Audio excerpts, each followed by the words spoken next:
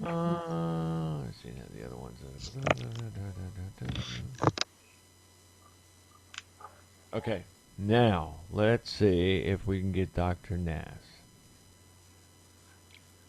Cross every finger you got. Your eyes, your whole 9 yards, your legs. Let me see. Okay, we got that. I should. I'm crossing my eyes now. All right. Oh, Hello. hi. Hello. Oh, I hear somebody. Hello there. Dr. Nass. Yeah. Hi. There you go. Now just get a little closer to the microphone, net, so we got a little check on your voice. And I can't believe this. It actually worked. Wow. Okay. Here's what I have to do. Now I got to start. Now I got to start the servers, and our session's going to be about 40 minutes. I hope you guys don't mind. Okay, I have a call booked with a patient in 45 minutes. Good. See? So 40 minutes, I hit it right in the head. Yeah, we got programming that comes in behind us, and the automatic program would knock us right off. Yeah. So everybody just hang in there, and let me do my magic over here and get things going. Oh, by the way, Doc, your promo is going to be very, very tiny. Oh, that's fine. You go. Don't worry. I can spend hours with Dr. Nass anyway, but Yeah, I'll take what I can. you usually get the Cadillac. I'm going to give you the Volkswagen today. Hey, that's okay. So hang in there. I'll be right back to you guys. Okay. Yeah, give me the bicycle. Oh, yikes.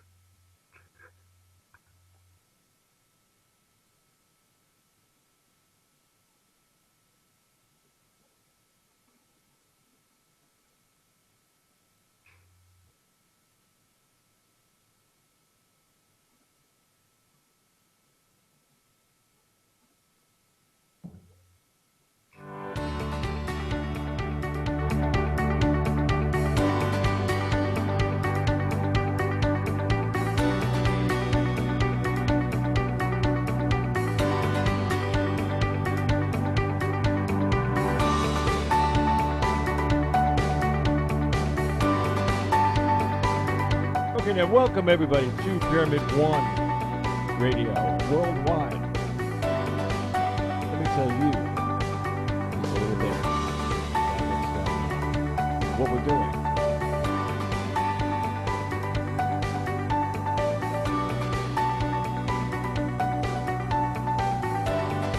Oh yeah. Okay, now right here tonight on Pyramid One Radio. Everything going wrong all over the world, all over our country. Skype is out the window. Everything is out the window tonight. We don't know why. So many things going crazy.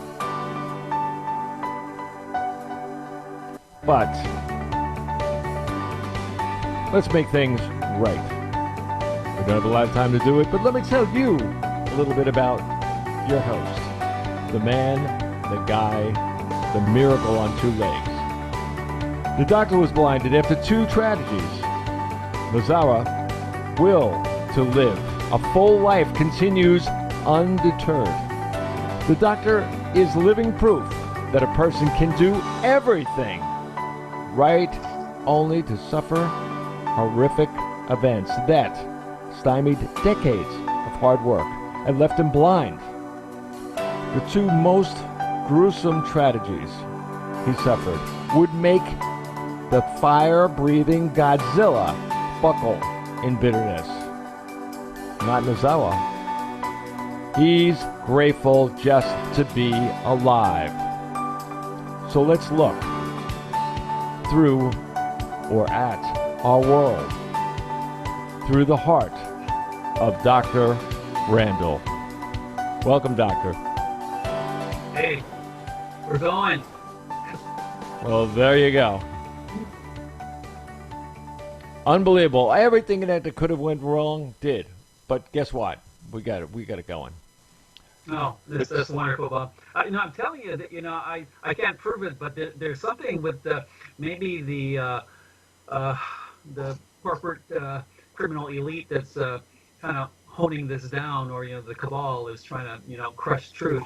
But I won't let that happen. And anyway, what we have back today, Dr. Meryl Nass, and of all things, Bob, if you remember, Dr. Nass was my first show, my first interview with you, a year ago, and I'm glad we have her back, and now we get to talk about something just that envelops us all, that unites us all, and it's this coronavirus thing. Okay, and there's a lot of misinformation going on out there, and I've asked Dr. Nass to come back to clarify a lot of things, and I wish I had 5-6 hours with us, but she'll get tired and bored with me. No, Of course, she's got patience to see. I just want to interrupt just for 1 second. Just Yeah. because we had problems in that tonight, don't mean that we can't have her on the show in the future.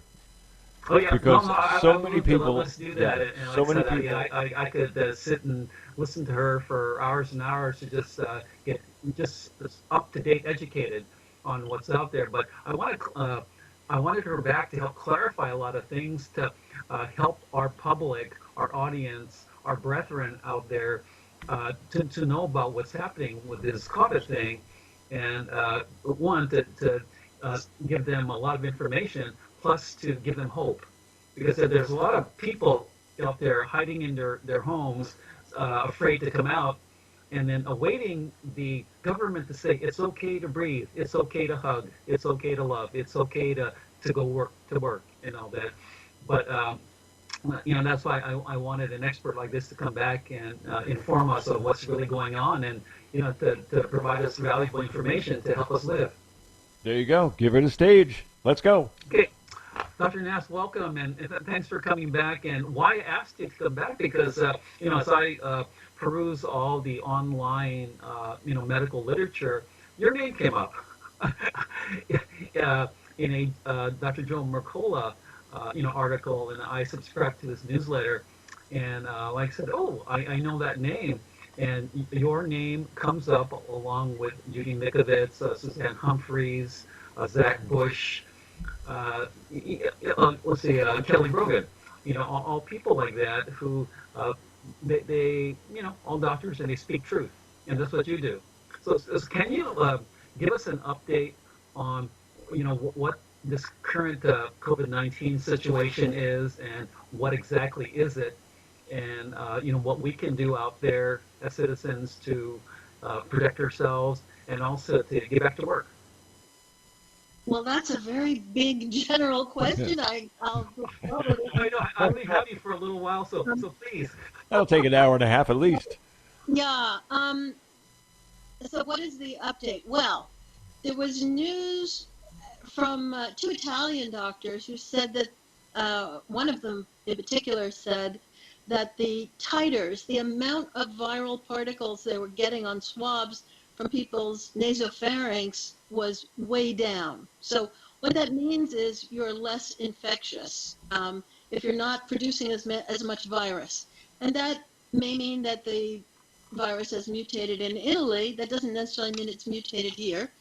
But it was odd to me tonight. The Washington Post said, no, it's still, it's just as contagious. But the person who wrote the article wasn't actually cognizant of what was being said, which was that basically if you're not producing as much virus, your chance of infecting somebody else goes down a lot. So actually, we don't know, but the numbers are looking pretty good. The United States, as you know, has had the most deaths, the most cases, and didn't seem to be in control of the spread of the virus very well. And for a long time, we had averaged 2,000 deaths per day in the U.S. from COVID. But now, at least the way they're being recorded, we're only having 1,000 deaths per day, and that's been for at least the last 10 days. So it seems like things have slowed down, despite the fact that states are opening up and people are getting together when the weather is warm. I think that's very positive. I'm really hopeful that we are going to see a natural diminution of the virus as time goes on, even though it seems that only a few percent of people, less than 5%, have antibodies. But the antibody tests are poor. You know, the information that we have about this virus is so conflicted and confusing. We don't have we're nowhere near herd immunity at this point. And yet, if this virus does mutate to be less of a problem, which many viruses do, sometimes bacteria do as well, that'll be a good thing, and it's certainly possible. Can I interrupt for 1 second? You were talking about the Italians. I have the Italian report right in front of me. One of the things that they had said was a mandated vaccination is not necessary. COVID-19 is a bacterium. No, What's the difference? What's the difference between a bacterium and the name of the disease, and coronavirus 2 or SARS-CoV-2 is the name of the virus. So it is a virus. It's an RNA virus, but I don't know why it was the Italian was. No doctor would call it a bacteria or bacterium. Oh no, it's not the doctor's report. It's the report on the report. I see. They made it so that real people could read it. So one of those things. I mean, some of the words they're so big I can't even read them. But they have another thing in here too, that 14,000 people were let me see, started using aspirin, 100 milligrams, and a coagulant or gulliant. Yeah, medication, and they've had immense success. 14,000 people were released from the hospital as healthy and COVID-free. All right. Well, I don't know what you're reading. I think, personally, I am under the impression from a number of countries that hydroxychloroquine or chloroquine are quite effective antivirals if used early. There are a number of vitamins and supplements. Vitamin C has been used in trials. I don't know exactly how effective it is, but at high dose, 1.5 grams 4 times a day, IV, used in China, used at New York University. Vitamin D, zinc, N-acetylcysteine, or anyway, some other things are touted as being very helpful. Aspirin, which reduces blood clots, it inactivates platelets, may well be useful because the clots are particularly filled with platelets that people develop, but it's later in the illness, usually not in the first week, but in the second week and afterwards. And so preventing those clots would be very good. Some hospitals are using heparin. Yeah, okay. Same, but like an aspirin. Yeah. Yeah. Okay. Go, Doc. Dr. Nass, what do you think about the requirements for wearing face masks and social distancing? What does that do, or does it even help? Okay. Our CDC has given us a lot of conflicting information over time with changing recommendations. Let me just say this. Currently, the line, what doctors are told, is that the masks that people make at home without any specific materials that they're supposed to use probably help a small amount to reduce large droplet particles that they exhale or express into the environment. Their Consumer Lab published a review of a couple of papers that said if you actually make a mask with multiple layers and you have cotton on one side and silk or chiffon on the other, which actually has an electrostatic charge, it will filter both tiny and larger droplets, as well as an N95 mask, and will actually protect the wearer as well as the people outside. And so I put that little article up on my blog, anthraxvaccine.blogspot.com. And if I were making a mask today, I would certainly make it the way they describe, because I think that the masks really do not protect the wearer very well that most people are using. The N95 is designed to protect the wearer. It's made of a spun polypropylene that has an electrostatic charge. And that is the way, apparently, it stops the smallest particles, less than 5 microns in size. Okay, well, that's wonderful. Now, our bodies, shed viruses daily, and I guess it's a way of communication, grand scheme, and to take what's inside of us to provide information to the outside world, and for viruses to come inside of us, bringing information from the outside world. Now, wouldn't a virus like this coronavirus, which there are very a lot of varieties, wouldn't that in the long run of our species make us stronger and more resilient for future viruses to come or future pathogens to come? That's a double question. So the first thing is, does it make us more resilient? And I would say I have no evidence that it does. And the second is, does it give us immunity against this particular type of coronavirus? And again, the jury is out, although my impression is that it will give us at least a couple of years of immunity. This is the 7th coronavirus that has been identified that infects people. There are other coronaviruses that affect livestock and other animals, including bats. Some colds are caused by coronaviruses, and so those coronavirus infections that we've had in the past from coronavirus colds have not given us any protection against this. And so I assume that this one is unlikely to give us protection against other coronas that might appear in the future. Okay. Now, we've talked some about vaccines in the past, but you have this this self-proclaimed global public health expert, Bill Gates, wanting to just fast track a vaccine for this. And you kind of know my feelings about vaccines, but he wants to get something out there in about 18 months, that magical 18 months, and that's what the media is picking up, that number 18. This is that that they're difficult, to prove that they're even safe, but he wants to fast track that and automatically inject people like you, upfront healthcare workers with this. What is your thought on that? And the public out there are looking for this magic cure, and it is called a vaccine.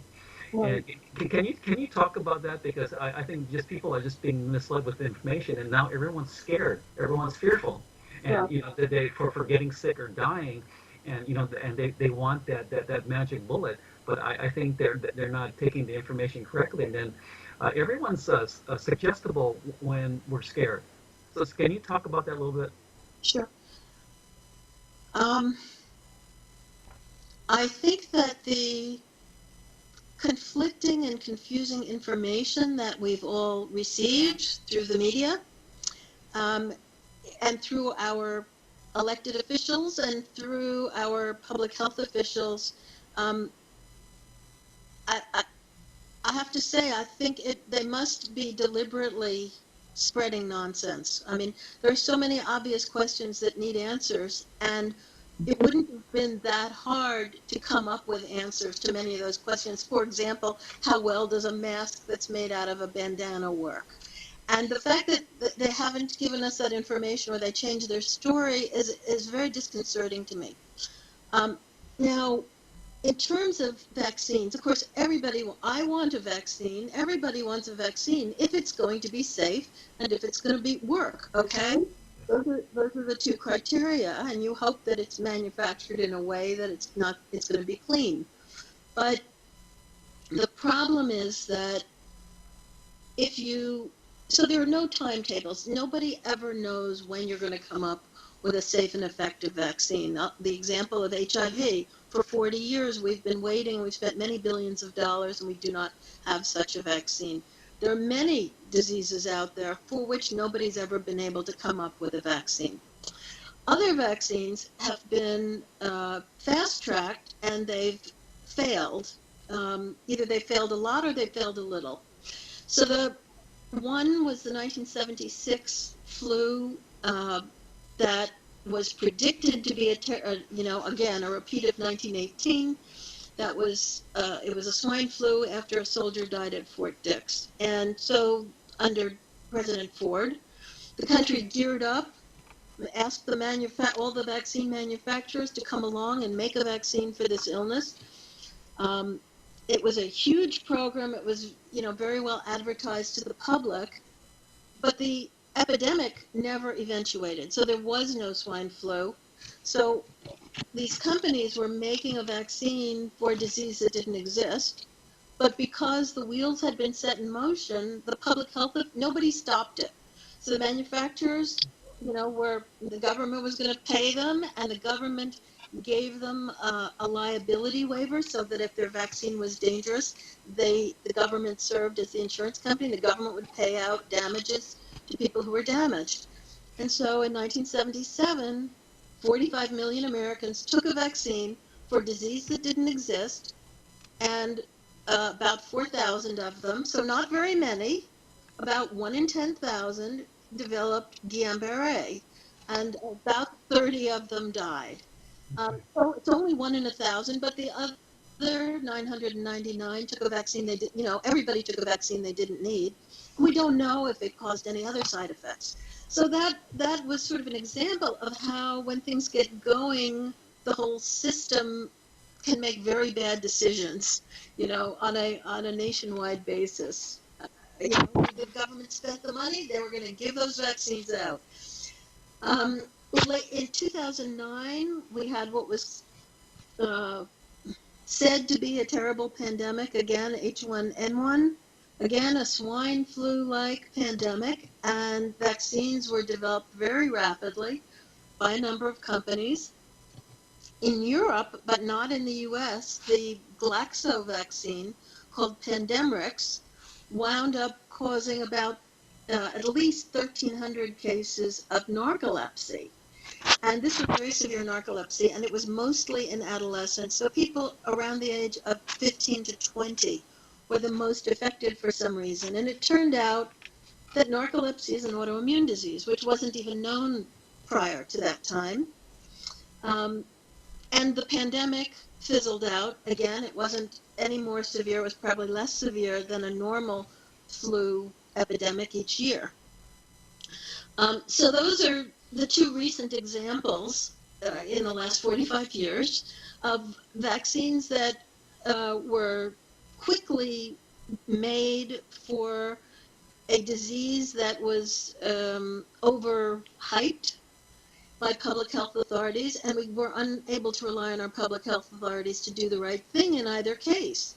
When public health authorities found out that there were very high rates of serious side effects from that Glaxo vaccine, they did not stop using it.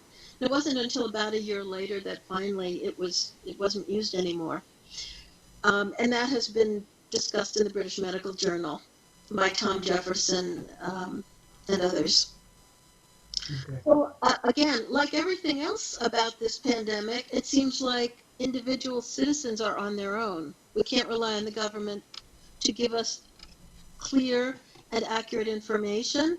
We can't rely on them to have enough masks for healthcare personnel. They didn't stockpile swabs. There's not enough viral transport medium, so we haven't been able to do enough tests. And in this area, we're going to probably have to rely on ourselves regarding the vaccine. All right, now let me say that FDA approves vaccines, and normally, according to the law and the regulations, there's a lot of data they need to approve a vaccine. But there are also there are 4 pathways that the FDA can use, and now they use one of those 4 pathways to quickly license drugs and vaccines without all the data that they previously had to have. And as we know, the FDA has approved or disprove drugs and vaccines on a political basis. I mean, the fact, for example, hydroxychloroquine is a licensed drug in the United States. It's been around for 65 years. I've prescribed it throughout my 40-year career, and particularly in the last 20 years, I've used a lot of it because it's a treatment for Lyme disease. There's a lot of Lyme disease where I live. So this was a drug like any other. You write a prescription and someone goes to the drugstore and they can fill it.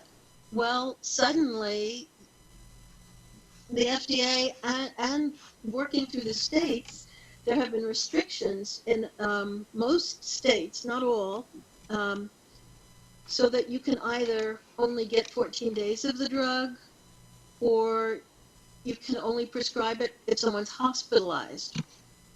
And as the result of an article in the Lancet 11 days ago, which was probably based on a completely fraudulent database that does not exist, the WHO has stopped allowing hydroxychloroquine to be used in its clinical trials in 35 countries. Right. And several countries have said we're not going to allow it to be used by doctors. Okay, so this is a licensed drug.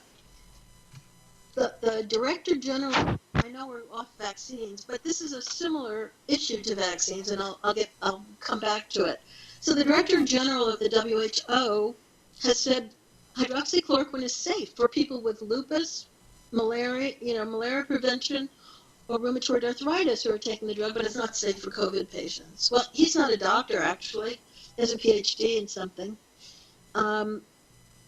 So all of a sudden, I mean, I'm supposed to have the right to write a prescription for a licensed drug on or off label. Many, I mean, probably at least 25% of prescriptions are written for drugs off label, which means they weren't approved by the FDA specifically for the thing you're using them for, but the drug has been approved by the FDA as generally safe, and you're allowed to prescribe it for other diagnoses or indications, and you're considered the doctor, the learned intermediary, and you can make the choice of how to use the drug.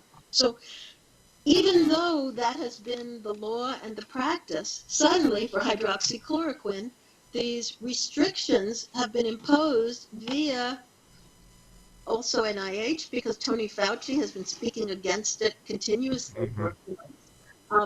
FDA has issued guidelines for its use that are restrictive, and a number of states have imposed restrictions. New York State through a proclamation by the governor, New Jersey through an agency of the government. So in my state, the governor has asked doctors to be careful, but has not actually restricted it. So my point is that federal and state agencies make medical decisions more and more in these recent months that may have nothing to do with science or medicine, but have to do with political pandering or what they've been told to do by politicians above them. Getting back to vaccines, the problem is that if FDA is told to approve a vaccine, they are as they did with anthrax vaccine, they are likely to approve it whether or not it works and whether or not it's safe. And unfortunately, we have a very good example of anthrax vaccine where there's never been a clinical trial to show that it works. And there's lots of evidence to show it's not very safe, but it's used anyway because the Defense Department chooses to use it. So what do I think about a COVID vaccine? I think that anyone who comes up with a date of when it might be ready is crazy. Looking up the date. I mean, there's no way to know when a vaccine may be ready. Mm-hmm. I think also we've found with the first two vaccines that were put into clinical trials, that means trials in human beings, they were not tested in animals first. And that is, as well as being against the law, it's insane. And the NIH, Tony Fauci complied with that, and somehow FDA went along with it, even though I don't think they're legally allowed to. You must test drugs and vaccines in animals before you test them in humans. So if we're going to do more of that, and there are at least 100 vaccines in development, because every little company, every little, biotech is going to try to come up with a vaccine. And there's a lot of federal and international and Bill Gates money out there to develop your product. So, we don't know if any of these companies, let me go back. The way FDA licenses a drug or vaccine is based on the data that the company provides to FDA. So FDA almost never tests the product themselves. So therefore, if they continue to just use data that's supplied by companies, and we have all these new companies entering the market, and we're talking about a product that will be worth many billions of dollars if it's approved, there is just, you're basically opening the door to all sorts of corruption, false generation of data, etc. And the fact that the Lancet 11 days ago published a major article that has had repercussions in many countries about the use of hydroxychloroquine based on a database, supposedly a database of 671 hospitals in 6 continents around the world, and this database almost certainly does not exist, and yet it was published in the top medical journal in the world. Ooh. And that medical journal has not retracted it. Today it issued a concern saying, it's being investigated. But they haven't retracted it. It's obviously fake. I mean, it's all over, Twitter, and over 200 professionals, doctors, professors, have signed a letter pointing out at least 10 different problems with this so-called study that makes it look, the study data just don't make any sense. And the person who supposedly owns the database has a history of basically pathologically lying about himself and his companies. He's a physician. He lost his job in February. He had no employees until a few months ago. And yet he claims to have a database with data from 671 hospitals. To have that, it would cost many millions of dollars and a huge staff. And he has nothing. So, but the Lancet published it. It seems that this was probably handled most likely by a public relations firm. And as a result of it being published Friday week, 11 days ago, over that weekend, the next day, the WHO had a group of 10 people who they called a steering committee meet and decide to stop the use of around the world. I'm sorry, I'm going on and on, but No, that was doctor. That was very good of you to say that. And at the other side of this, when you're talking data, the drug itself has almost 70 years worth of data. yes, exactly. It's So already been proven. why No why side effects are. the doctor in Washington that says all the time, we need more data. What do you need more data to see if it works on a human being if it's been used on human beings for, as you said, 65 years? Yes, exactly. And there's tons of people. It was an over-the-counter drug Yes, yes. in many countries. So how dangerous could it be? And yeah, but the other side, look at the other side of this. The Well, how new could it drug, be safe for Lyme disease and lupus, right? malaria, but dangerous for COVID? Now, I will say that in COVID, again, in the second week of illness, you can have virus infecting heart muscle, and if that happens, you're at higher risk of an arrhythmia.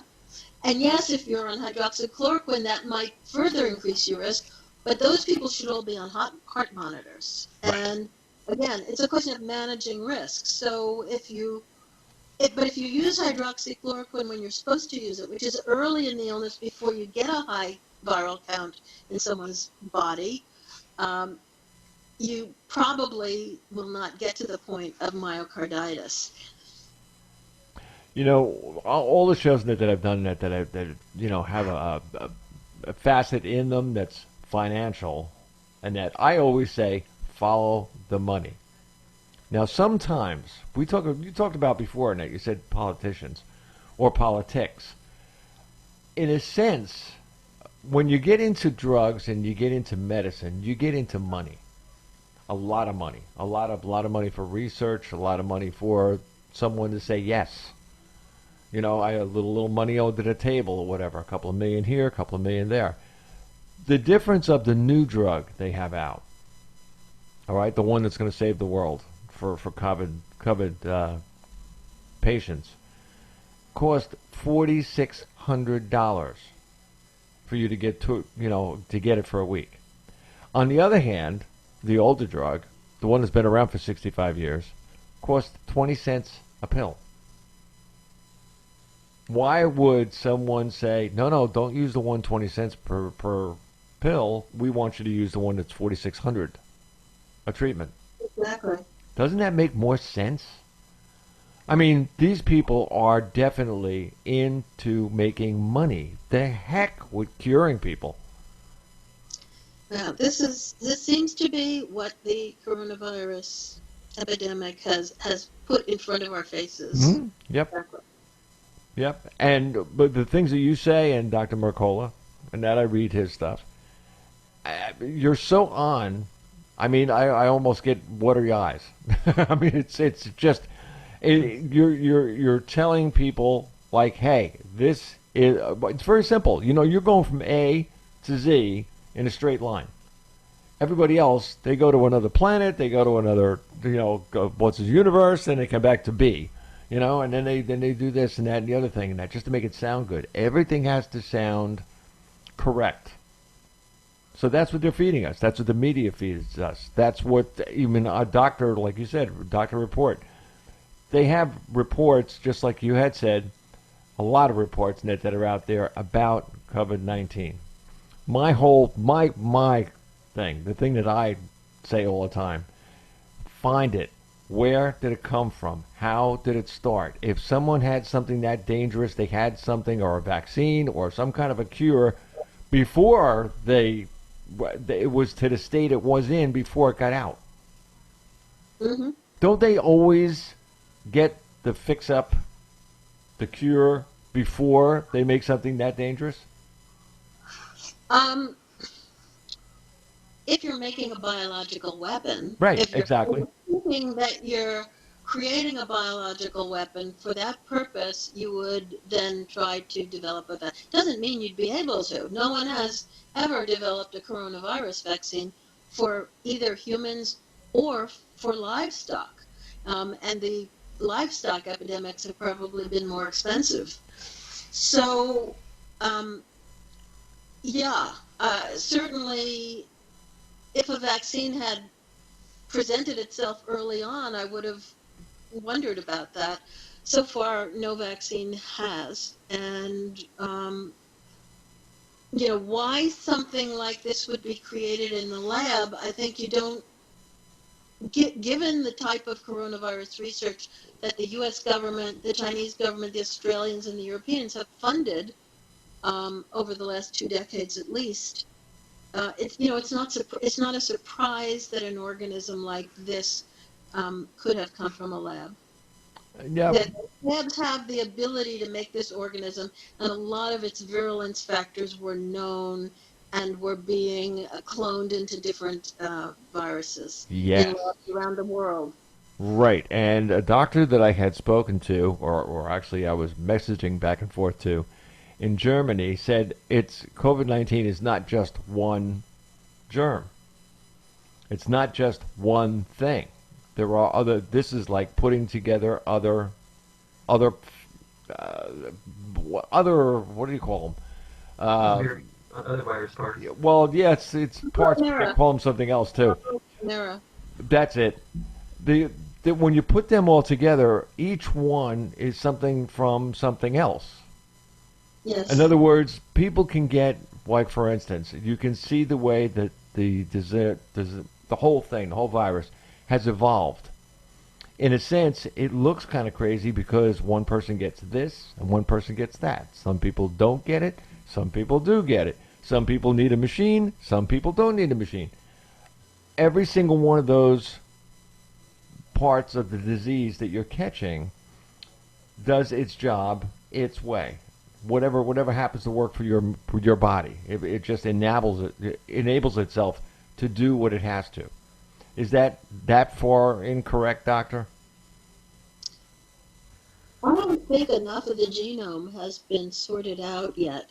So basically, a large number of scientists have looked at the spike, which is 13% of the genome, and have found, and the spike is what enables the virus to bind and then enter cells in the human body. And certainly it looks to me, and looks to many others, that it has been developed in a lab, probably passaged through human cells in a lab to develop its very high ability to enter human cells, what seems to be a better ability to enter human cells than to enter bat or any other type of animal cells that have been looked at.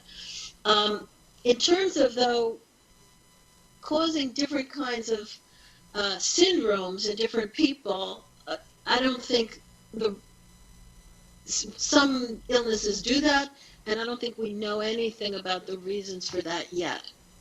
I'm interested in that subject, but I haven't seen anything come out yet. Yeah, all I see is the black and white part. It's like this person gets this person gets that, this person gets that, but yet when you go across the board, all the doctors say, oh, they all got the same disease, it just affects you different. Well, how different? I don't want to know it charged me, it made me feel like this and somebody else feel like that. Well, I want to know why. Yeah. I mean, it certainly seems to be true that one of these odd mutations in this virus enabled it to get into more organs, the cells of more organs, than any other bat coronaviruses have done before. And that seems to be unique, and that certainly could well have been an engineered property. Well, Doctor, add what you have to, because I think the doctor is going to be running late. She's got to go. Okay. I just, in closing, what I've been reading about, just virology and, the safety labs worldwide is that there is, if you can, help me with this, a sort of meme that they're trying to find out what researchers are trying to find out as to how to make viruses more infective to human beings. I don't find any personal value to that. Can you take that and explain some of that, and to see what I'm listening to is factual, or if it's true? Okay, so in the old days, countries did biological warfare research, and they called it that. And it was no secret. And then in 1969, Nixon said, we're not going to do this anymore. We're going to have an international treaty, and we're going to encourage everybody else to stop doing this. And probably the reason for that was because the United States felt that biological warfare was the poor man's atom bomb. So they thought the United States would have a relative advantage over other countries in nuclear and chemical weapons more than they would with biological weapons, so if we got rid of that class of weapons of mass destruction, it would be good strategically for the U.S. But after a few years with advances in biotechnology, genetic engineering, many people in government and strategic thinkers started to think that, well, actually, it would be good to get back and do some of the same type of research. And there was a feeling that other countries weren't complying, and probably the U.S. wasn't complying either. So basically, a treaty had gone into force, but the treaty had no teeth, and nobody needed to comply with it, and probably nobody did comply with it. And so biological warfare research, which included for sure making microorganisms more virulent in a bunch of ways, continued. And only recently it's been given new terminology. So it's called gain of function. And the NIH and other parts of the U.S. government decided to look into this gain of function issue for 3 viruses, including coronavirus. Two of them were coronaviruses, including stopping U.S. government funding for a period of 3 years from 2014 to 2017, while they decided whether this gain of function research should be allowed. But at the end of the period, they decided it could be allowed, and this was only U.S. government funding, and there were 7 out of 20 projects that were allowed to continue despite the ban, that pause on funding. So gain of function research, which includes making an organism enter more types of cells, more easily infect humans, spread via the aerosol route, create toxins within the body, evade the immune system, all these sorts of things can be placed into microorganisms, or many of these things we know how to do much better than we used to. And again, labs around the world are doing it. Now, we can argue, we don't know for sure what the reasons are, but presumably each country that is doing this in the open literature, where they take these so-called advances and move them into actual biological weapons production even. Now, we don't know where this coronavirus came from, but, my best guess is that it came from a lab, because all of these so-called high containment labs have leaked in the past. So we've had leaks from the CDC labs, the NIH labs, the Army labs at Fort Detrick and Dugway.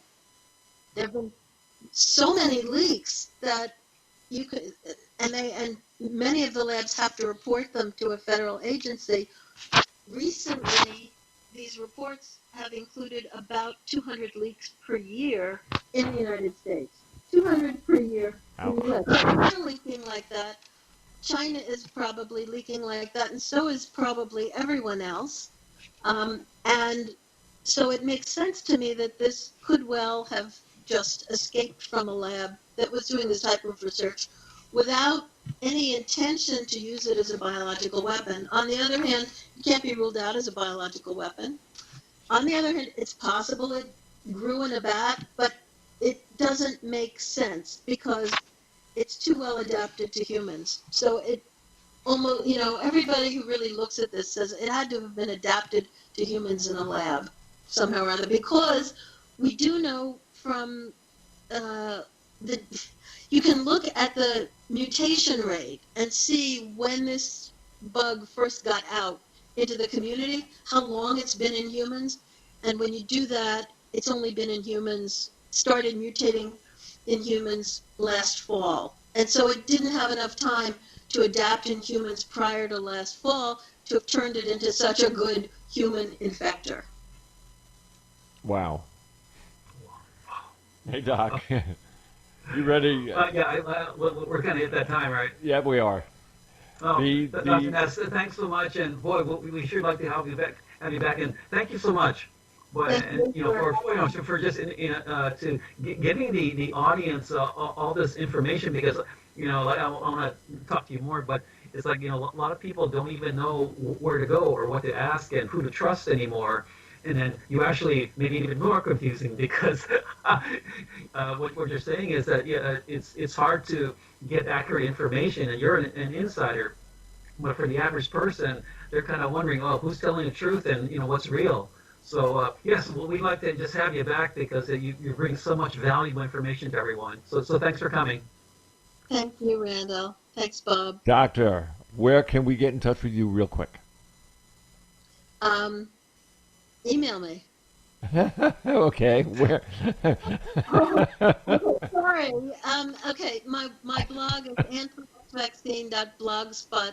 I thought you had something about the show you needed to ask me right away. No. I think I don't worry. I'll send you a copy. If you just look Meryl Nass, MERYLNASS, and blog, or look me up on the internet. I'm easy to find. Doctor, I have to get you back, man. We got to talk. I mean, there's so much, and I mean, I enjoy talking to you, and so does the doctor. Yeah.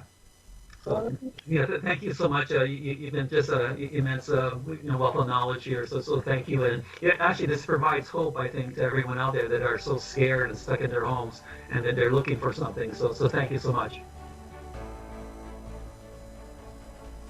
All right, doctor. Good night. Good night. Take care. All right, not everybody out there, you just heard Dr. George Nozawa and Meryl Nass, two people who told you the truth. Can you believe that? The truth. For real. Not what you read in Daily News, not in the New York Times, not in the LA Times. This is real. So look, this is what you do. You got questions. You want to ask the doctor a question, just write me. I will send everything right to the doctor, both of them. My address is pyramid1radio@aol.com. Write to that address, and I will get it to you as soon as possible. Okay, with that, it's been a great show. We finally got it on, even though there's Skype all over the United States, and that was phooey. But hey, God bless everyone. Stay well, stay healthy, love your neighbor, but stay 6 feet away. God bless y'all. Bob Charles.